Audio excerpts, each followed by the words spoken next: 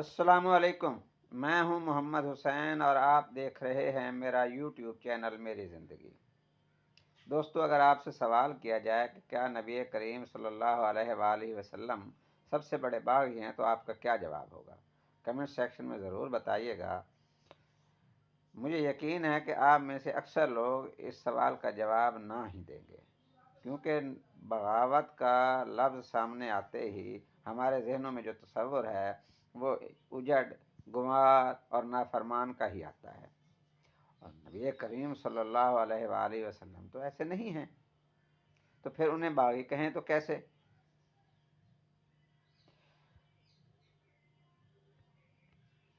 अगर इस सवाल को थोड़ा सा तब्दील कर दें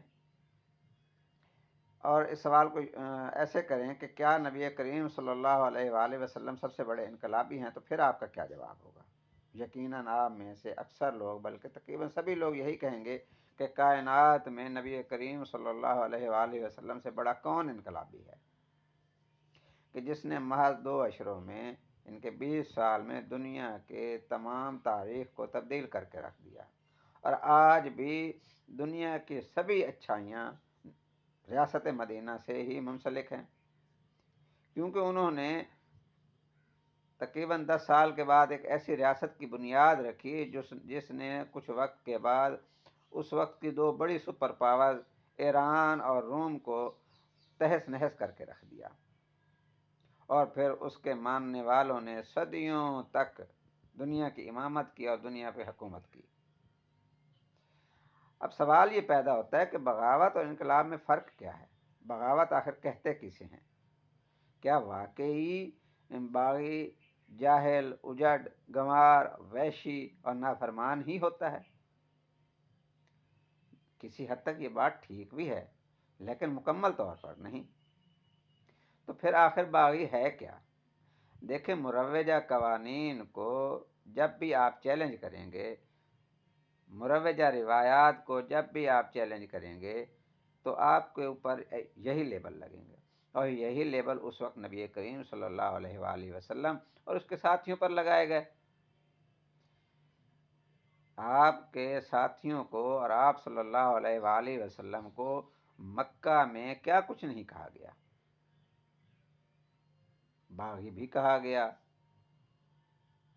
पागल भी कहा गया और बहुत कुछ, क्योंकि नबी करीम सल्लल्लाहु अलैहि वसल्लम मक्का में जो रिवायात मौजूद थी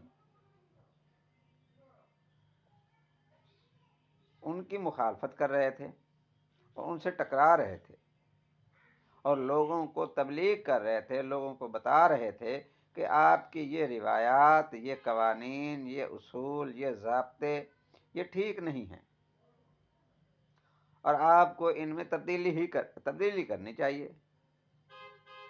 और ये देखें कि आपके इब्तदाई जो जानिसार हैं, आपके इब्तदाई मानने वाले हैं, वो कौन लोग हैं? इब्तदाई 4-5 सालों में जो लोग आप सल्लल्लाहु अलैहि वसल्लम पर ईमान लाए, वो कौन है? एक बच्चा, एक उनकी बीवी, एक उनका गुलाम और एक उनका दोस्त। ये हैं इब्तदाई 5 सालों के आपके साथी। फिर उसके इस वक्त भी जो नबी करीम सल्लल्लाहु अलैहि वसल्लम के ख़िलाफ़ जो मैदान कारज़ार खड़ा किया गया, जो लोगों को और कबाइल को आपके ख़िलाफ़ मुश्तइल किया गया, वो तारीख़ का हिस्सा है। सीरतुन नबी में हम उसको बआसानी देख और पढ़ और सुन सकते हैं। आखिर नबी करीम सल्लल्लाहु अलैहि वसल्लम के ख़िलाफ़ उन कबाइल की और इन कबाइली सरदारान की मुखासमत और मुखालफत की क्या वजह थी? यही ना कि आप उनकी सरदारी को, उनकी रिवायात को, उनके निज़ाम को चैलेंज कर रहे थे। हम पहले बता चुके हैं, पहले ये बात हो चुकी है कि मुरव्वजा निज़ाम और रिवायात को चैलेंज करना ही बगावत है। तो आप क्या कर रहे थे? यही ना कि मक्का में मौजूद रिवायात, मौजूद निज़ाम को आप चैलेंज कर रहे थे। मक्का के सरदारों का आप सल्लल्लाहु अलैहि वसल्लम से जो मुखालफत थी उसकी वजह यही थी ना। वो आपसे यही कहते थे ना कि हम इन गुलामों को, इन कमज़ोरों को अपने बराबर कैसे समझ लें, मेरा गुलाम कैसे मेरे बराबर हो सकता है। आप सल्लल्लाहु अलैहि वसल्लम उन्हें बता रहे थे कि गुलामी कोई चीज़ नहीं है, गुलामी सिर्फ़ और सिर्फ़ अल्लाह की है, इंसानों की गुलामी कोई चीज़ नहीं है। फिर एक गुलाम आपके ऊपर ईमान ले आए, एक हाफ सिटीज़न जिन्हें हज़रत सुमैया और हज़रत यासिर कहते हैं, जो इस्लाम के पहले शहीद हैं। देखिए, आप लोगों को या हम लोगों को इस्लाम का जो इब्तदाई 12-13 साल की स्ट्रगल है, वो हमें सही बताई ही नहीं जाती। उस वक़्त के सरदारान, उस वक़्त के कबाइल और उस वक़्त के जो मुक़्तदर लोग थे, वो नबी करीम सल्लल्लाहु अलैहि वसल्लम और बनु हाशिम को, इनके जनाब अबू तालिब सलामुल्लाह को यही कह रहे थे कि आप मोहम्मद को रोके सल्लल्लाहु अलैहि वसल्लम कि वो हमारे इन समाजी मामलात में दखील हो रहा है और लोगों को हमारे खिलाफ भड़का रहा है।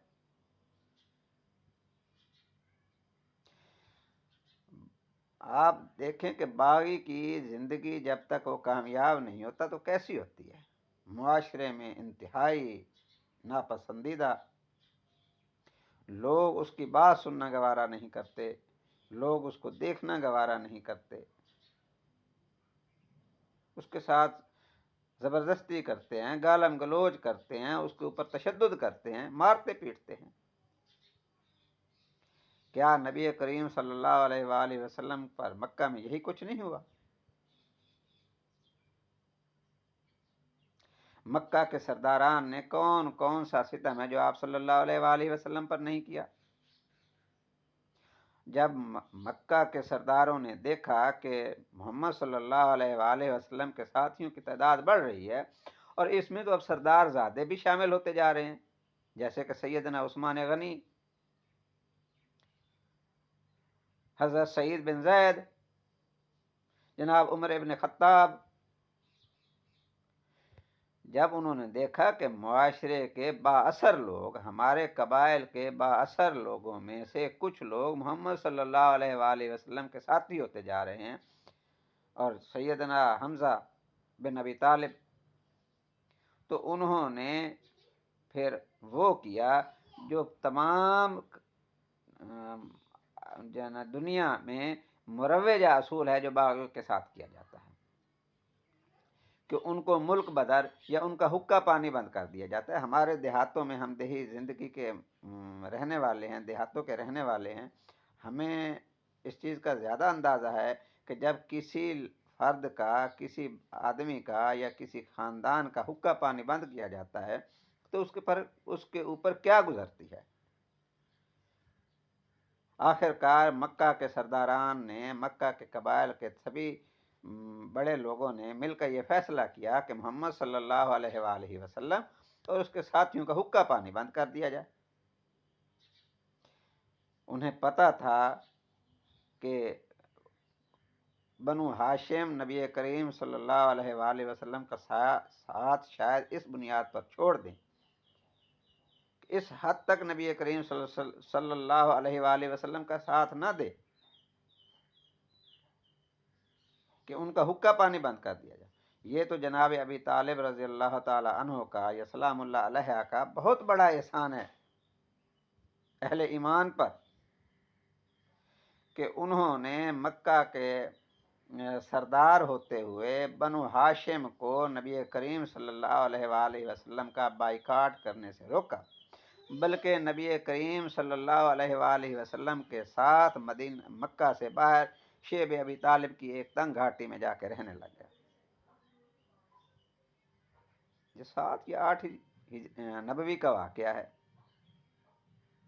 जब मक्का के सभी सरदारान ने मिल बैठकर बैतुल्लाह में वो माहदा लिखा कि आज के बाद مسلمان محمد صلی اللہ علیہ وآلہ وسلم، اس کے ساتھیوں اور اس کے حمایتیوں کے لیے مکہ کی سرزمین تنگ ہے، مکہ میں وہ داخل نہیں ہو سکتے، مکہ میں کوئی خرید و فروخت نہیں کر سکتے، ان کے ساتھ کوئی تجارت، کوئی لین دین، کچھ بھی نہیں ہوگا۔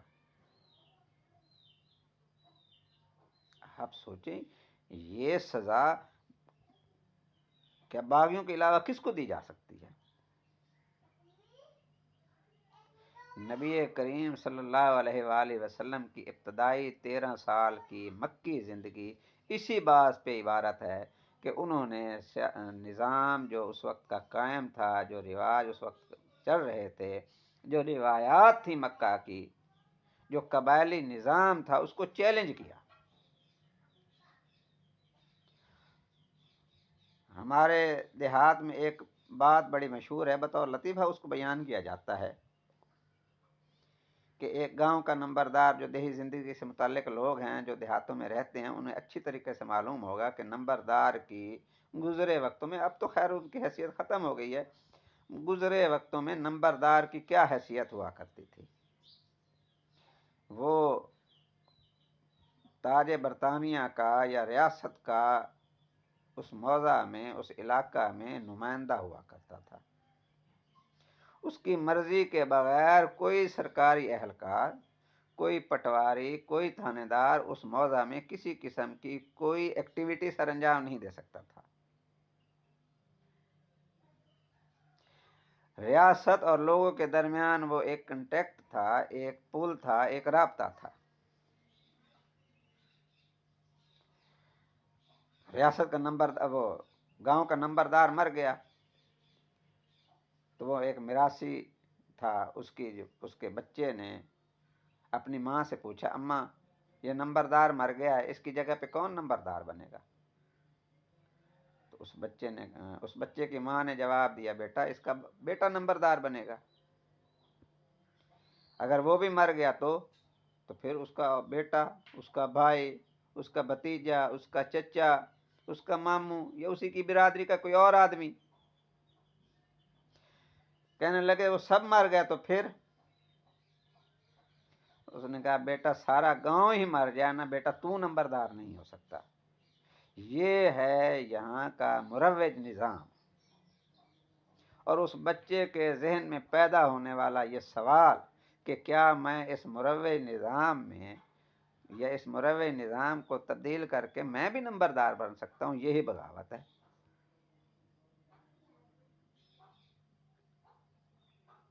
اور پھر اس کے لیے کوشش کرنا، اس کے لیے جدوجہد کرنا، جب بھی کوئی میراثی یا کوئی گاؤں کا کمین، رعایا، رعیت سردار کے سامنے کھڑا ہوگا تو اس کا انجام کیا ہوگا؟ اس معاشرے میں، اس گاؤں میں، اس محلے میں اس کا رہنا کیسے ممکن ہوگا؟ یقیناً دو بھر کر دیا جائے گا۔ تھوڑے دنوں کی، چند سال پہلے کی بات ہے، ہمارے گاؤں میں ایک بڑھئی تھا، جسے ہمارے زبان میں درخان کہتے ہیں۔ وہ گاؤں کے ایک ذمہ دار کے سامنے بطور کونسلر، لیبر کونسلر وہ کھڑا ہو گیا تو گاؤں کے انہی لوگوں نے اسی سردار کے کہنے پر اس کو مارا، پیٹا، آخر کار اس کو وہاں سے نکلنا پڑا۔ اس گاؤں میں، اس بستی میں اس کا رہنا دو بھر ہو گیا تھا کہ تیری اتنی جرأت، تیری اتنی ہمت کہ تو ہمارے سامنے، ہمارے مقابلے میں بطور کونسلر کھڑا ہو سکے۔ تو گاؤں کا کمین۔ اسی چیز کو تو نبی کریم صلی اللہ علیہ وآلہ وسلم نے تبدیل کرنے کی کوشش کی تھی۔ یہ بغاوت نہیں تھی اور تو کیا تھا؟ آج تک کے لیے اتنا ہی۔ اس کے اگلے سیگمنٹ پر پھر اگلے ولاگ میں بات ہوگی۔ اگر آپ کو میری یہ ویڈیو اچھی لگے تو میرے چینل کو سبسکرائب کریں اور کمنٹ سیکشن میں کمنٹس کے ذریعے ضرور آگاہ کریں۔ شکریہ۔